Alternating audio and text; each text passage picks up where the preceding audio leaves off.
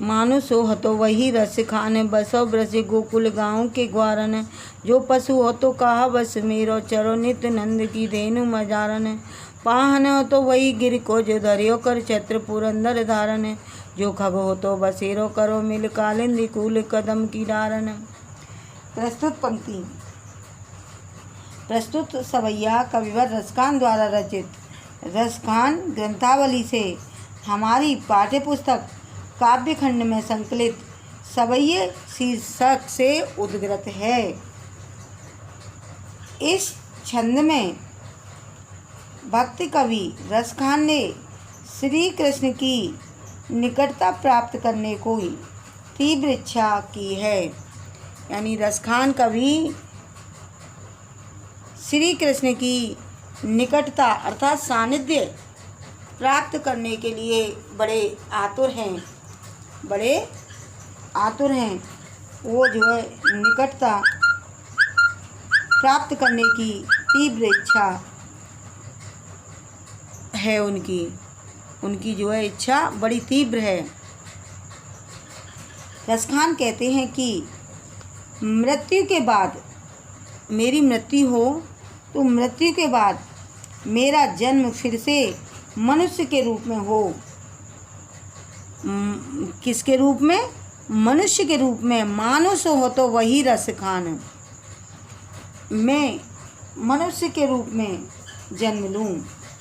मेरा जन्म फिर से मनुष्य के रूप में हो तो मेरी कामना है कि बसो ब्रज गोकुल गाँव के ग्वारन। अगर रसखान कवि कहते हैं कि अगर मैं जन्म लूँ, मरने के बाद मैं अगर जन्म लूँ तो मेरी एक ही कामना है। वो क्या है कि मैं ब्रज और गोकुल के गाँव के ग्वालों के बीच में निवास करूँ। बसो ब्रज गोकुल गाँव के ग्वारन, मैं गोकुल में जन्म लूँ, वास करूँ और गाँव के ग्वालों के बीच में निवास करूँ। यदि मेरा जन्म जो पशु हो तो कहा बस मेरो, यदि मेरा जन्म पशु के रूप में हो तो मेरा कोई बस नहीं होगा, मेरा कोई बस नहीं होगा। जो पशु हो तो यानी अगर मैं पशु बनूं तो मेरा कोई बस नहीं होगा, किंतु मेरी इच्छा है बसो चरो नित नंद की धेनु मजारन, मैं सदैव नंद जी के गायों के बीच में ही चरा करूं। रसखान कवि कहते हैं कि यदि मैं मृत्यु होने के बाद में मनुष्य बनूं, यदि मैं मनुष्य का मानव का जन्म लूं तो मैं केवल कहाँ गोकुल में ही वास करूं और गांव के ग्वालों के बीच में ही वास करूं। और यदि मैं पशु बनूं तो यदि मेरी मृत्यु होने के बाद में अगर मुझे पशु का जन्म मिले, मैं पशु बनूं तो कहाँ बस मेरो, मैं तो केवल क्या है चरो नित नंद धेनु की मजारन, मैं तो नंद बाबा की गायों के बीच में ही चरूं, गांव के बीच में चरा करूं। यदि वाहन हो तो गिरी, यानी मैं जो है मेरा फिर पुनर्जन्म हो, पुनर्जन्म एक पत्थर के रूप में हो तो मैं उसी गोवर्धन पर्वत का पत्थर बनूं। वाहन हो तो वही गिर को, गिर मीन्स पर्वत और वाहन मीन्स पत्थर। यदि मैं पत्थर बनूं, मेरा पुनर्जन्म हो और मैं पत्थर बनूं तो मैं पत्थर ऐसे वैसे पत्थर नहीं बनूं। कौन सा पत्थर बनूं? गोवर्धन पर्वत का पत्थर बनूं। मैं तो गोवर्धन पर्वत का पत्थर बनूं, गोवर्धन पर्वत का पत्थर बनूं। जो धरियो कर छत्र पुरंदर धारण, जिसको श्री कृष्ण ने इंद्र के गर्व को चूर करने के लिए छत्र की तरह उठा लिया था।